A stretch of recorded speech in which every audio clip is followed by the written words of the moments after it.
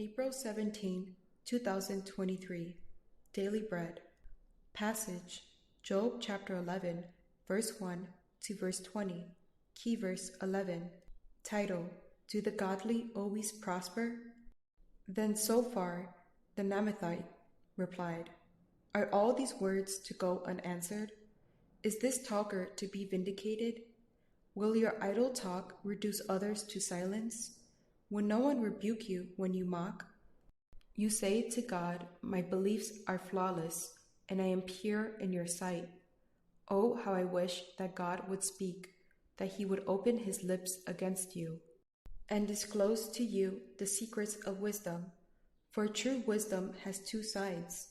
Know this, God has even forgotten some of your sin. Can you fathom the mysteries of God? Can you probe the limits of the Almighty? They are higher than the heavens above. What can you do? They are deeper than the depths below. What can you know? Their measure is longer than the earth and wider than the sea. If he comes along and confines you in prison and convenes a court, who can oppose him? Surely he recognizes deceivers, and when he sees evil, does he not take note? But the witless can no more become wise than a wild donkey's colt can be born human.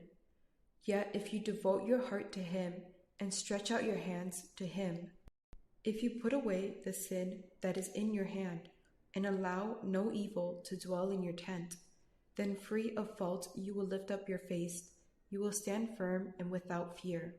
You will surely forget your trouble, recalling it only as waters gone by. Life will be brighter than noonday, and darkness will become like morning. You will be secure because there is hope. You will look about you and take your rest in safety. You will lie down with no one to make you afraid, and many will court your favor. But the eyes of the wicked will fail, and escape will elude them. Their hope will become a dying gasp. Daily Bread message. Zophar is next to respond to Job. It turns out that his encouragement is no better than that of Eliphaz and Bildad.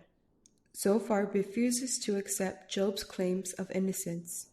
Job claims that his beliefs are flawless and his ways are pure, but that doesn't match the facts. No one knows what sin Job had committed, but they are sure of his guilt. In fact, Zophar implies that God hasn't given Job the full punishment he deserves. Zophar points out that God's wisdom is far above ours. Who can dispute his justice? God recognizes deceivers, and when he sees evil, he takes note. This is the impenetrable wisdom of God. Therefore, according to Zophar, Job is suffering for one reason and one reason only. Job is suffering because he is guilty. According to Zophar, there is hope for Job, and he points to the mercy of God. If Job turns to God and puts away his sin, then he can become free of guilt and stand firm without fear.